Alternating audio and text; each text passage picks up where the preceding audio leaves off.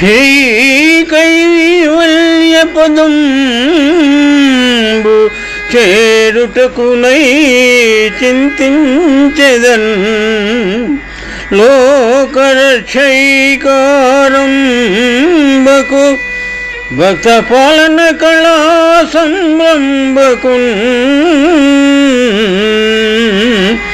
దానవోద్రేకస్తంభకు గిరిలోల విలసదృగ్జాల సంభూత నానా కంజాత భవాండ కుంభకు మహానందాంగనాడింబకున్నా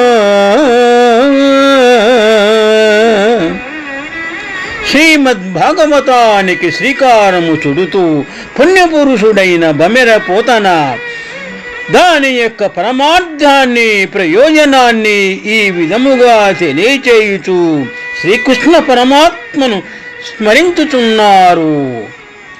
పద్యభావము. మహదానంద స్వరూపిణియగు మహానందాంగనయైన యశోదా కిశోరుని అంటే నంద యశోదల ముద్దుల పట్టిని శ్రీ కైవల్య ప్రాప్తికై ప్రార్థిస్తాను. ఆ స్వామి లోకరక్షణకై అవతరించాడు. భక్తులను పరిపాలించుటలో సర్వసమర్థుడు. లోకకంటకులైన దానవుల యొక్క క్షుద్రపూరిత ఆవేశములను రూపుమాపుటలో తిరుగులేని మహానుభావుడు. లీలా విలాసంగా తన క్రీకంటి చూపులను ప్రసరించినంత మాత్రములోనే చతుర్దశ భువన బ్రహ్మాండములు రూపుదిద్దుకుంటాయి. అట్టి శ్రీకృష్ణ పరమాత్ముని నేను త్రికరణ శుద్ధిగా స్మరించు అని చక్కటి దైవ ప్రార్థనతో కూడినటువంటి ఈ పద్యం గ్రంథ ప్రారంభములో ఒప్పుచున్నది. శుభం.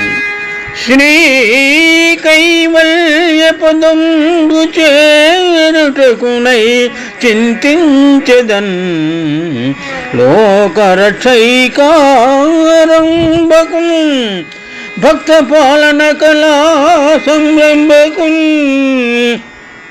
దానవోద్రేకస్తంభకున్ గేళిలోల విలసదృగ్జాల సంభూత నానా కంజాత భవాండ కుంభకు మహానందాంగనాడింబకున